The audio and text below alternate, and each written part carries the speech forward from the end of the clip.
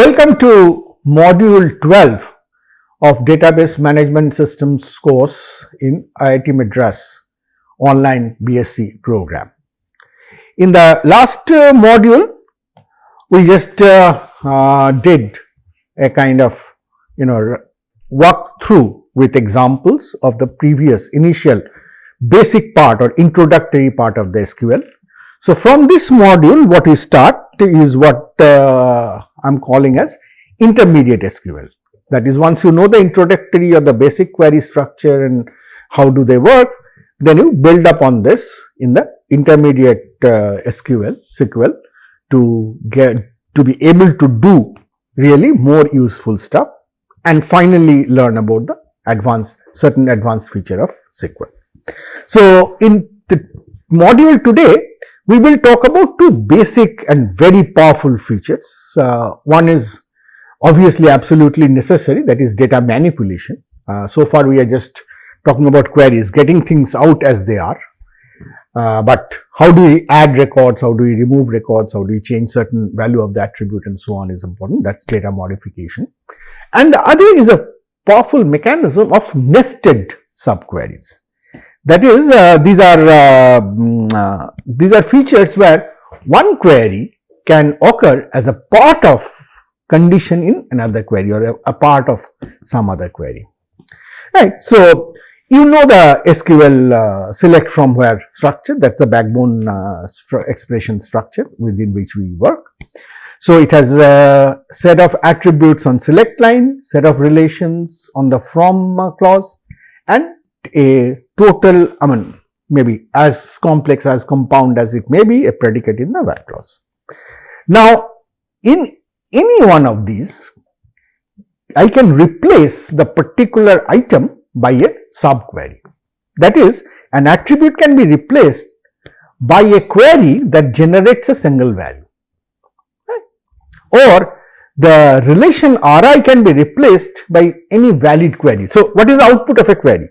Just reminding you, the output of a query is, input of a query is one or more relations, output of a query is a single relation, always, right. Now, so any query I have, the output is a relation. So, I can use that output itself as a relation in the from clause to build up other queries. So, that is the nesting part. Or I could be using it in the predicate condition, where B operation subquery is the form in which I write. So, where B is an attribute, operation is some kind of operator we will define later, and a subquery, right. So, that is the basic structure. So, the subquery can happen as a part of where clause, as a part of from clause, and as a part of select clause, as we said. So, we start with the where clause. Now, in where clause, a typical subquery is used to perform set theoretic tests.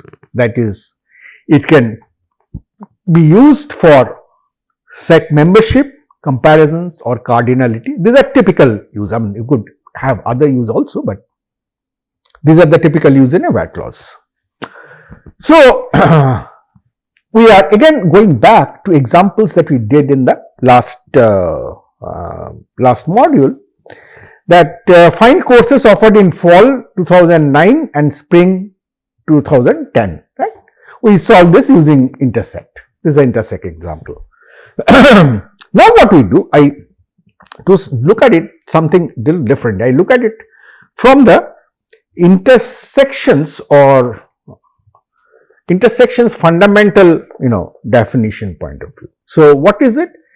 The first part, if you look at, leave aside this and subsequent. So, if you just look at this first part, what is this? This is the set of courses which are offered in fall 2009, right. And what you will have to do in intersect, what did you do? We found out a set of courses offered in spring 2010 and did an intersect, that is, found out what is common, right. So, that commonality can be checked in a different way, as in here we say that this part is fine. So, a tuple which will come here is obviously a course that was offered in fall 2009, and then we say that same course ID course ID that I am going to choose, same course ID, does it occur in this set? Does it belong to this set? That is the in.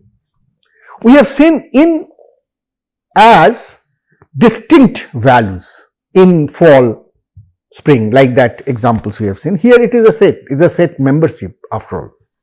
So in, so this will also have a set of courses, course IDs. Now if the course ID to be chosen here, which means it is offered in fall 2009, also belongs to this set, that is it's in spring 2010, then obviously it belongs to both, and therefore this is a part of the answer for this query. So it is basically, you can look at it from the intersection point of view, where you say that I take two sets and take the intersection, or you can say that I take one set, take every element, if that element belongs to the other set, then I choose in the result, otherwise I throw it away. That is the same way, intersection specified in terms of a predicate terms. So this is, this part within bracket is a nested query.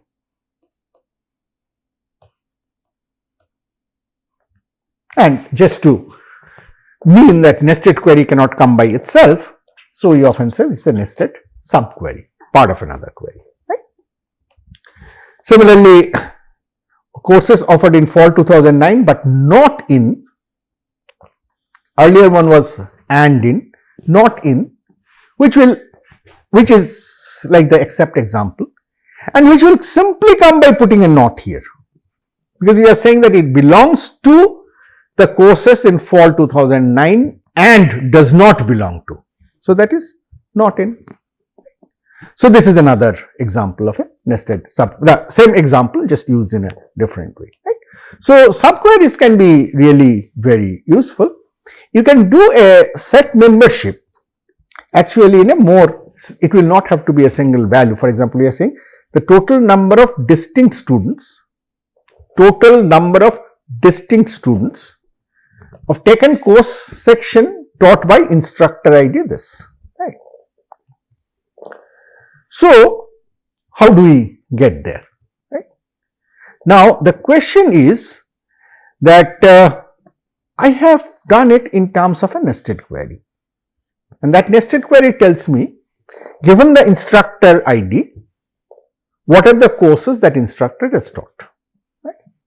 So a student may or may not have taken that course.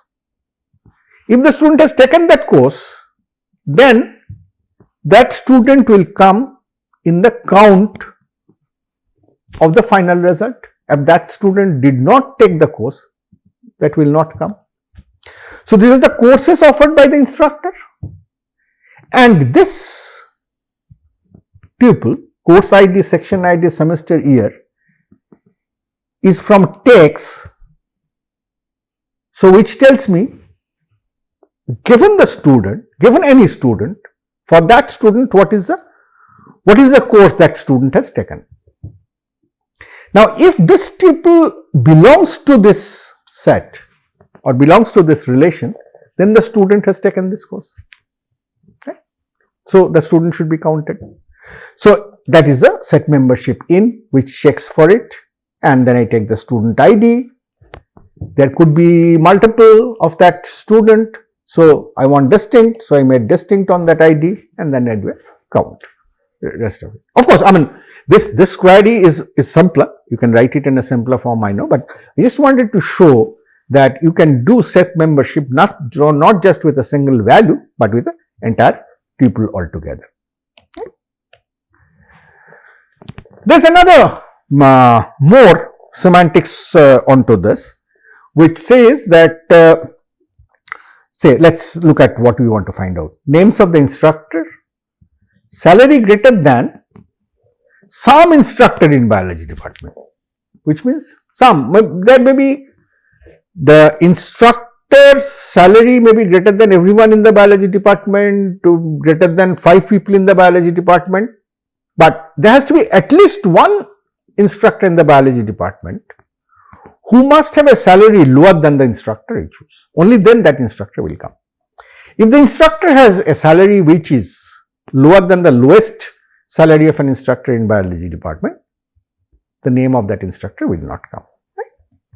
So, let us look at how we write this. This is written in the way you know. So, I have to choose instructor. I have to again choose instructor because in the information of department as well as salary of the instructor, both are in the instructor table. It's the case of a self join. And I have to get a condition that T dot salary is greater than S dot salary. This will be satisfied only when there is something, there is at least one tuple where the salary is less than the salary in T. Right? Given that the S dot department is biology. So, you take the set of biology instructors and against that you check all instructors for their salary values. Right? This is a simple way to do that. You can make it semantically clearer if you say that, well, there is a subquery here. What is a subquery? Subquery is the set of salary of the instructors in biology department. Right? You just need to check on that. And from the instructor, you need to check if the salary is greater than at least one of them. So, that semantics is given by sum. So, you say salary greater than sum. So, you have in this part you have a list, one column relation where there are salaries are given, and here you are checking with the salary and seeing that this condition will be satisfied if the salary of one instructor is greater than at least one of them. If it is greater than none, that instructor's name does not come. Right? So, this is so for those I told you to little bit brush up on the predicate logic. For those who have done that, if you have not, then please do it again. So, if I have F comp that is comparison less than greater than any of the 6 comparisons, sum and a relation, then what it necessarily means is this: there exists a tuple. This means sum means there exists a tuple T, and there is at least one tuple T in the relation so that this condition is satisfied.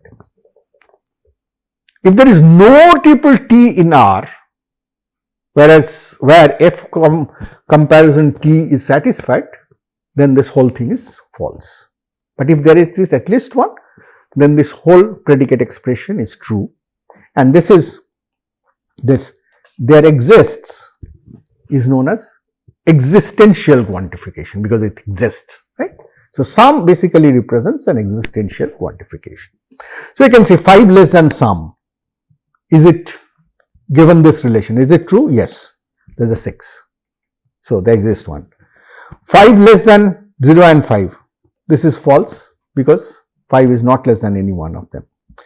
5 is equal to sum, yes, it is equal to 5. So, this is true. 5 is not equal to sum, right.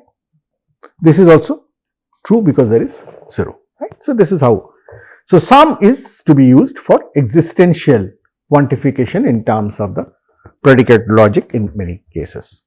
Now, naturally, if you talk about the existential quantification, there will be a universal quantification. So, that is what comes in. Find the name of all instructors whose salary is greater than the salary of all instructors in biology department. But it's exactly the same thing as before. Create the salary list, check for the salary, but you say all, which means that each and every salary will have to be less than this salary for the instructor to be selected in the final result. Which goes on to say that definition of a all clause is nothing but for all T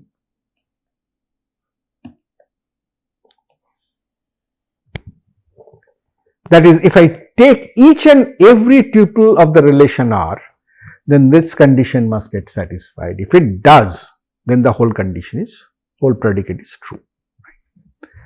I am sorry, this should be read as universal quantification. This is not existential. All represents the for all, that is universal quantification. Okay? Please correct that in your notes.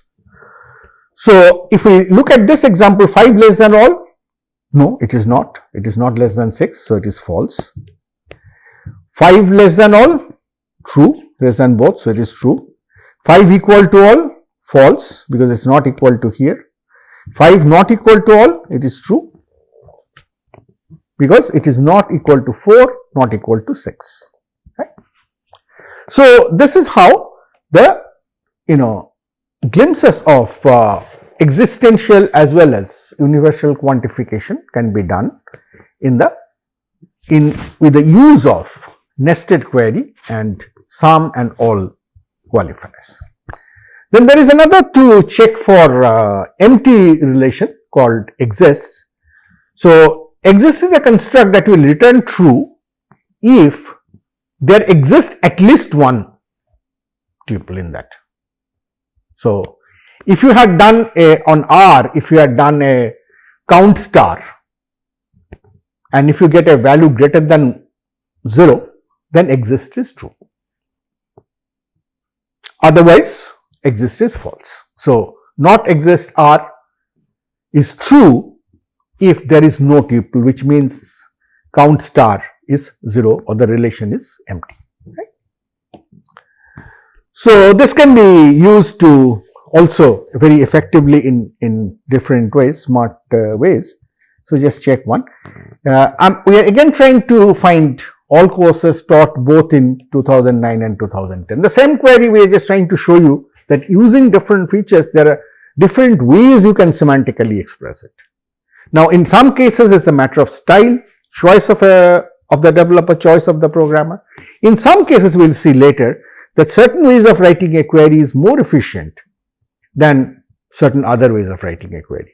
And you will also have to keep in mind that in some cases, unless there is a pressing need, we write queries in a way which are easy to read, easy to understand, because it's finally the human beings who have to debug and maintain the code. Right? So, we want to find the courses that exist in both. So, this part you understand, this part is courses in fall 2009, and so I have to make sure that they are in spring 2010 as well. So, what I do is I do the basic count kind of stuff. We say that the semester is spring, year is 2010, because that is where I am looking for the course. I want to make sure that I look at the same course as here. Right? So, whether the same course is being offered, because back of your mind you know you have to do an intersection. Right? So, if I see that the same course is offered in spring 2010, then this subquery will be a non-empty relation. Then this subquery will be a non-empty relation, there will exist something. But if this course s.course ID was not offered in spring 2010, then there will be no tuple in T such that s.course ID will match t.course ID, and therefore this in that case will become null, and that check is what we do by exist. So, we say that take courses from relation S, which is courses in fall 2009, and check if that same course, if the courses that were offered in spring 2010 with that same course ID is whether that set is empty or not empty. If it is not empty, that course is selected, and condition ensures that. So, that is a beautiful way of using exist. So, the correlation name here is S, because you are correlating between the outer query and the inner query through this, and the correlated subquery is the inner query that you have got. Now, as you can have exist, you can also have not exist, right. So, not exist is nothing but saying that it is empty. The set have to be empty. I will not go through the explanation of each and every. You can see that here we have a subquery which by itself is a difference of two queries, and then we are using not exist on that, and I will request you to go through this, try to understand this on your own, and if you have problems then you get back to us. There is a way to check for uniqueness of values also. So in a subquery like this, as you have here, if you have say unique, then that will be true provided all tuples returned are unique, otherwise it is false. Now this was in the where clause, but you can have subquery in the from clause, which is actually easier. So you are trying to find average salary of those departments whose average salary is greater than 42,000. So here is a subquery which gives you the average salary of departments, and then you just do a select from there. Simple. You can mix the conditions and do it as well, as you have seen. But here, so this entire thing is a relation. So you are using it as a from. So you are saying that what I am choosing from? I am choosing from the relation which has department name and average salary. Just take out that part from the instructor. Make that abstract relation, make that new temporary relation, and from that relation you try to see the average query, and you don't need to use the having clause. Otherwise you could have, we have solved it earlier using having clause. There is another way of solving this, again we should check out yourself. There is a with clause also. With clause, the semantics is simple. So this is what your basic query is. So you are saying that select department name from department and maximum budget, find all departments with maximum budget. So with all departments which has the which has the maximum budget, right? So what I do here we have a subquery. From the department, find the maximum budget. It is a value, right? Then with that becomes a table called max budget, right? And the attribute is value. That is what you are specifying here.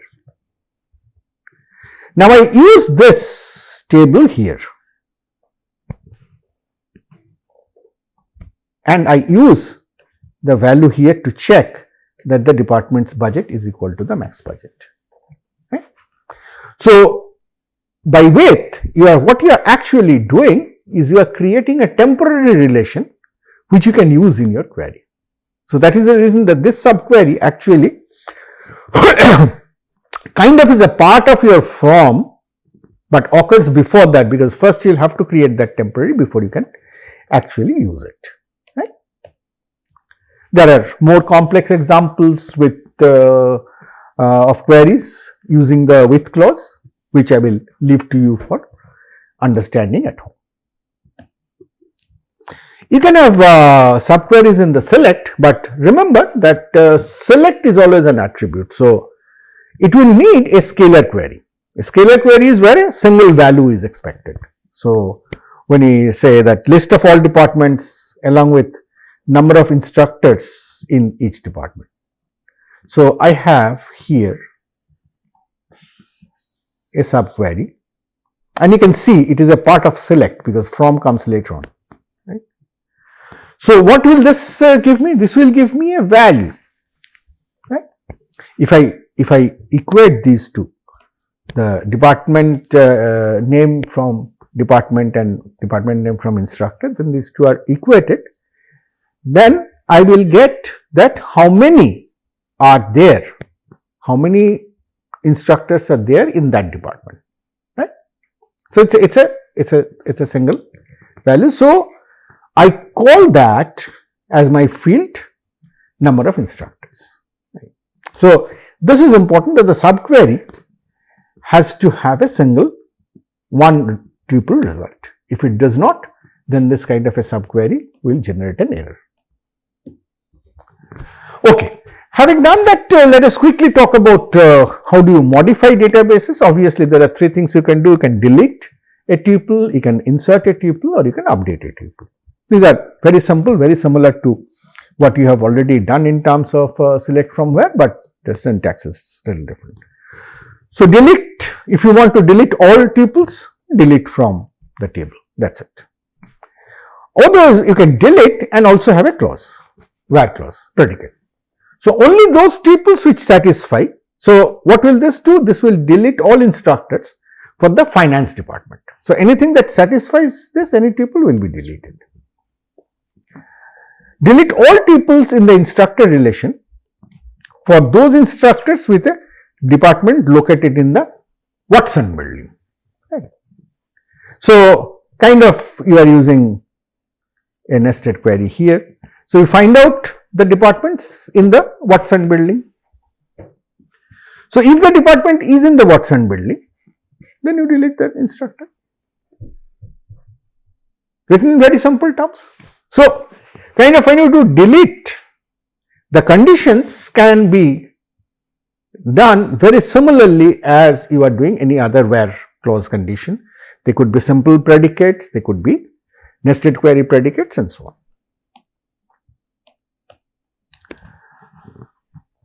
Look at this carefully. Delete all instructors whose salary is less than the average salary of instructor. So, you will say okay, that is very easy because I will do a nested query, average salary of instructors, right, and say that salary is less than that. But there is a problem. The problem is you are now modifying. So, the moment one such instructor is found and deleted, the average salary of instructors themselves has changed. Suppose there are 10 instructors, they had average. Now, one qualifies because our salary is less than the average salary. So, you delete. Once you have deleted, you have 9 tuples. So, the average is a different value. So, as we delete from the deposit, average salary changes. So, this query will not work as expected. So, what you will have to do? Separate these two out. Otherwise, you are changing to the same table and you are using a condition from that changed values. Instead, you have to first find the average. In using some nested query or some mechanism, you have to put it in a value and then delete all tuples which has a value which is less than that average value. Right? So, these are things that you have to be careful about. Insert you can do in a similar way, but the syntax is insert into, you say insert into the relation, and then by values you give a tuple. So, this should be in the order in which the attributes have been defined in the create table, otherwise it will be an error. So, you can either say specify just the course, then you have to remember the order, or you can give the course along with the name of the attributes. In that case, the values should be given in the order in which you have specified the attributes, very easy. You can also insert with null values, just say null. Total credits initially is not known for a student, so you can just say null. Now, when you do that, you can also set it to 0 as we have done in this first case, that is select ID, name, department. These are what you have got from the instructors table, and inserting into the student table for all those students, but the total credit is not known. So, we are using the value 0. Right? So, in this way you can have any such conditions. Again, there is a question of changing the table as you do this insertion. So, what it does is select from where this part of the clause is fully evaluated before the actual insertions happen, right. So, otherwise this will have a problem. insert into table, select star from table, you will have a problem because it will keep on inserting. So, finally, updates, you can make changes to a field. You say update and the relation, and then you through set, you set the new value for the relation. So, here is an update to which updates. What this does? It gives 3% raise to those who have salary more than 100,000. This is another who gets 5% raise if their salary is less than equal to 100,000. Now, the problem is if you want to do both, that is, if you want to give raise of 3% for salary more than 100,000 and others by 5%, you may have corner case conditions, because by this update you have already changed the values when you are using it here, right. So, it will be good because, so it will be good to actually use. So, you can say that here it is very clear that it is if this, then do this, else do this. So, very traditional if else kind of notion that we have in our procedural language is coming in, and something very similar exists here where you say you have something called a case statement. So, you say salary is, the new salary is,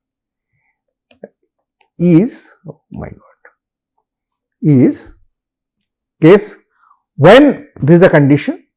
If it is true, then it is this, if it is false, then it is this. It will happen in one go, no problems, right. So, these are all different features which make it easier for you to write queries. Then you can do updates with scalar queries also. What is a scalar query? Remember, which returns only one result. So, you are here, you are trying to do one of that. Again, I will not go through the specific steps. You should be able to figure out yourself what is going on and ask otherwise. So, in the module today, we have introduced nested subquery in SQL, and we have also talked about the data modification features. Thank you all very much for your attention, and we will meet again for the next module on SQL.